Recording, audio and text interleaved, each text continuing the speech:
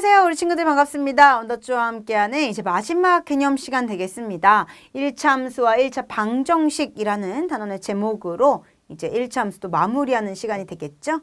자, 오늘 내용 또 굉장히 중요한 내용이 있습니다. 다시 한번 어떤 내용들이 있는지 오늘 같이 살펴보고 안 되는 부분들은 진도 교재로 다시 한번 꼭 보고 왔으면 좋겠어. 알겠지? 지금 바로 시작할게요.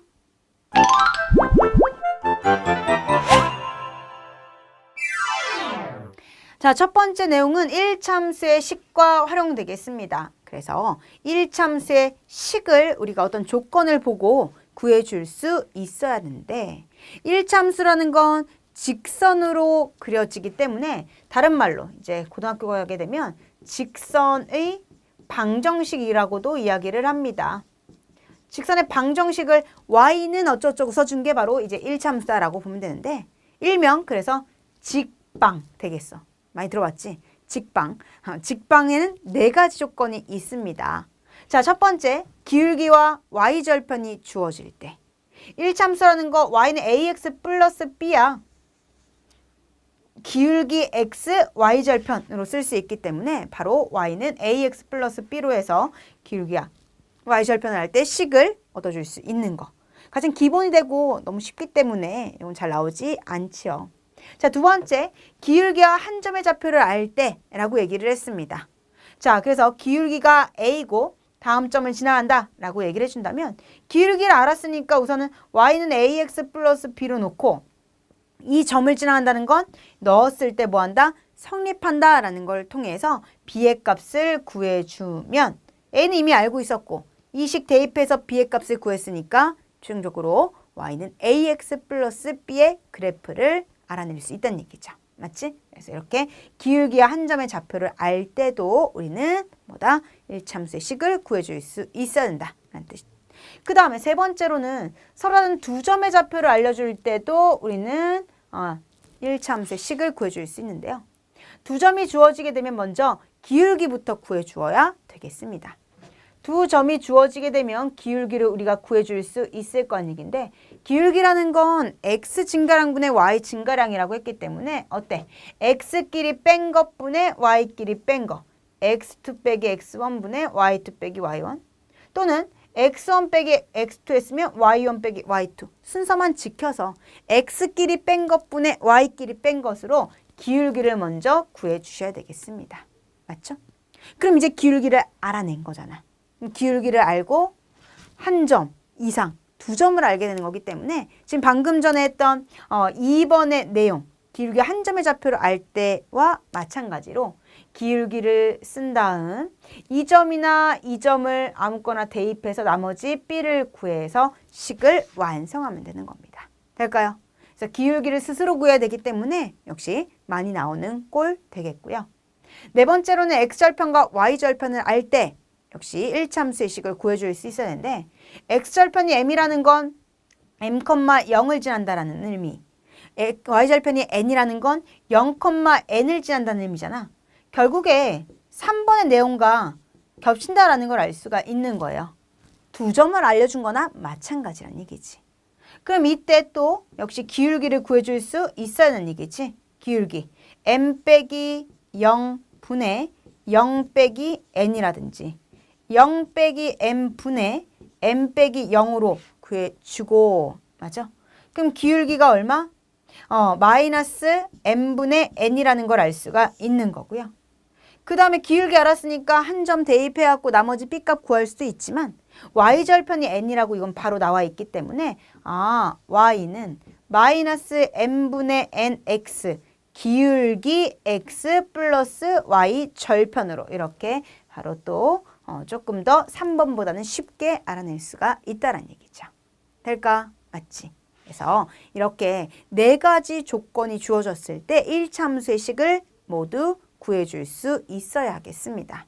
알겠나요? 되겠죠? 자, 그러면 두 번째 이런 1차 함수의 활용 문제를 푸는 순서 이제 문장제 문제로 또 나올 거란 말이지. 활용 문제는 항상 똑같아요. 뭐야? 변수. 함수다 보니까 미지수를 x, y 정해줘야 되겠지. 변수 x를 누구로 잡을 것인가, 결과 y를 무엇으로 잡을 것인가 정해준 다음에 그 다음에 관계식을 세우면 되겠죠. 함수식을 세워주시면 되겠습니다. 그리고 관계식을 이용해서 구하고자 하는 답을 구하고 잘 구했는지 마지막 확인하는 단계로 모든 활용이 그랬듯이 같은 방법으로 해줄 수가 있겠는데요.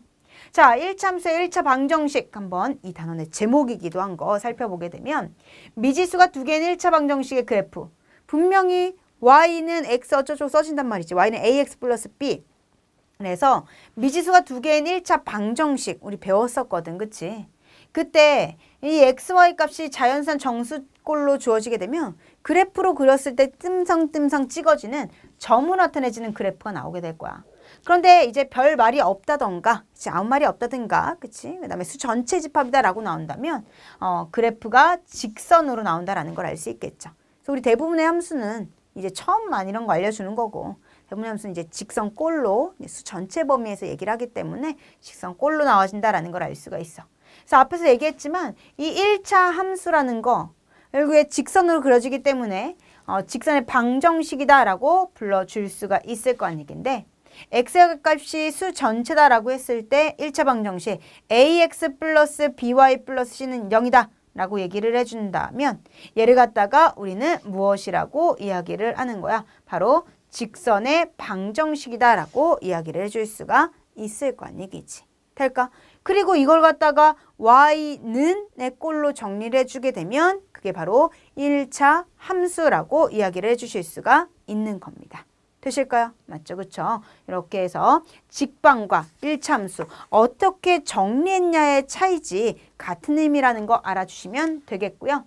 1차 방정식과 1차 함수 그래서 우리가 한번 변형을 시켜보게 되면 자 방정식이야. 그치? 미지수가 x, y인 미지수 두 개인 1차 방정식이 되는데 y가 정리해보면 by는 마이너스 ax 마이너스 c로 써지고 양변에 b로 나눠주게 되면 결국에 마이너스 b분의 ax 마이너스 b분의 얼마? c로 나온다라고 해주실 수가 있는 거죠.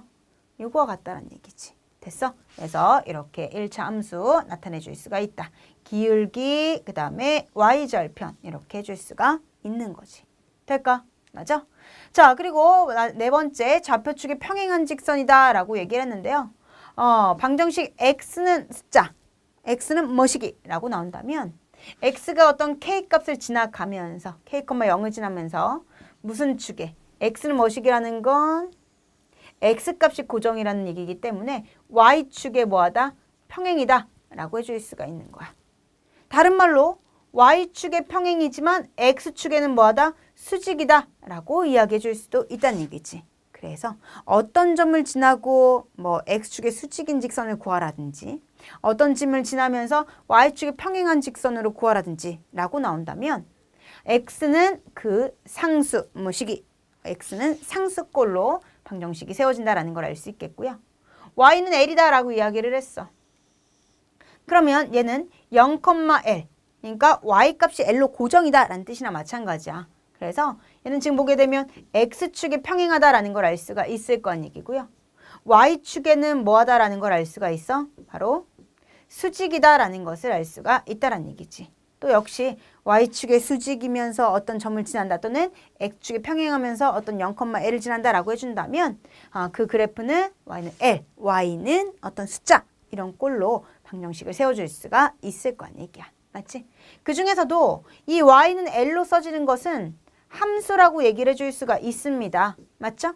x값 하나에 y값이 하나씩 대응되기 때문에 얘는 함수지만 얘는 함수는 아니라는 거야. 오케이? 왜? x값이 엄청 많은 게 y값이 지금 어떻게 될 거란 얘기야. x가 k일 때 y값이 무수히 많다라는 걸 알 수가 있을 거란 얘기지. x가 뭐야? 문어발 벌린 거란 말이야. 꼭 하나씩만 y값을 찍어줘야 되는데. 그치? 그렇기 때문에 함수가 아니고 얘는 함수이다라는 것까지 조금 난이도 있는 내용까지 한번 말씀드려 보았습니다. 자, 그러면 마지막 개념인데 지금 이 내용 가지고 미지수가 두 개인 1차 방정식 해서 그걸 가지고 연립방정식과 그 그래프를 생각을 해보게 되면 연립방정식 두 개의 해는 이라고 얘기를 했어. 미지수가 두 개인 1차 방정식이 세트로 나와 있지. 바로 연립 1차 방정식 줄여서 연립방정식이라고 해주는 꼴. 얘는 두 그래프의 뭐와 같다? 바로 교점과 같다라고 줄 수가 있는 거지. 그래서 두 그래프가 있을 때 교점이 바로 이 연립방정식에 해가 된다라고 줄 수가 있겠고 그래서 교점을 구하라 라고 해준다면 이 연립방정식을 뭐해서 가감법으로 풀어갖고 해를 구해준 것 그것이 바로 뭐가 한다? 교점의 좌표가 한다라고 해줄 수 있다는 거. 같은 의미라는 거를 아는 거 굉장히 중요합니다. 알겠어요? 그렇죠? 막힘없이 또 해결해 줄 수 있어야 되겠고 자 그럼 연립방정식의 해의 개수와 직선의 위치 관계를 살펴보게 되면 이렇게 정리해 줄 수가 있겠지. 두 직선이 한 점에서 만나. 그럼 이런 그림이 돼야 돼. 그쵸? 평행하려면 다음과 같이 영원히 만나지 않는 그래프가 돼야 되겠고 일치하려면 어때? 겹쳐서 한 줄처럼 보여야 된다는 얘기야. 두 그래프가 한 점에서 만난다는 건 어쨌든 조금은 삐뚤어져 있어야지 언젠간 만난다라는 걸 알 수 있겠지. 그래서 이건 다시 말하면 평행하지 않다라고 얘기해 줄 수 있습니다. 교점의 개수 한 개 보이고요. 연립방정식의 개수도 어때? 교점의 개수랑 같다라고 얘기를 했기 때문에 교점과 연립방정식의 해는 같은 의미이기 때문에 한 개가 나올 거고 기울기가 다르다. 다시 말해서 평행하지가 않다라고 생각을 해주면 되는 거죠. 그러면 기울기에 관한 A-분의 A, B-분의 B가 어때야 돼? 같지 않다로 나와야지. 그치? 바로 한 점에서 만나는 이런 꼴이 된다라고 줄 수가 있는 거고요. 평행하다라는 건 어때? 해가 없는 거야. 교점이 없어. 영원히 만나지 않아. 그럼 연립방정식의 해, 특수한 해로 배웠던 거 해가 없는 경우가 된다는 얘기고 해가 없다라는 건 연립방정식에서 식이 똑같은데 답이 다른 경우라고 얘기를 했거든. 기울기는 같고 y절편이 다른 경우로 이야기를 해줄 수가 있습니다. 그래서 우리 개수의 B로 역시 해가 없는 거 구하는 방법 배웠죠? A-분의 A, B-분의 B 기울기는 같고 y절편은 어땠다? 달라야 된다 라고 해서 다음과 같이 개수의 B를 이용해서 또 조건을 만족시키는 거 찾아줄 수 있습니다. 라스트 1차는 경우는 말 그대로 완전 똑같은 거야. 두 그래프가 겹쳐있기 때문에 해가 무수히 많은 거지. 그렇지? 역시 연립방정식의 해도 구하게 되면 해가 무수히 많을 거란 얘기죠. 해가 무수히 많은 거 연립방정식에서 완전 똑같다. 식도 같고 답도 같다라고 했으니까 기울기 y절편이 모두 같은 걸 의미하게 되고요. 따라서 개수의 B들이 몽땅 다 세 개가 어때야지? 같아야지만 일치 조건. 완전 똑같은 것으로 이야기해 줄 수 있습니다. 그래서 너무나도 중요한 요 내용 같이 한번 좀 마무리해 주시면서 다음 시간부터 다시 한번 유형편으로 복습 들어가도록 하겠습니다. 역시 짧게 본 개념들 좀 부족한 친구들은 진도 교재 살펴보시고요. 다음 시간 문제 풀면서도 계속 반복해 줄 거야. 알겠지? 끊임없이 반복해서 마지막 단원이니까 조금만 더 힘내서 이쁘게 마무리해 보도록 합시다. 아시겠죠? 수고 많으셨고요. 다음 시간에 뵙도록 할게요. 얘들아 안녕.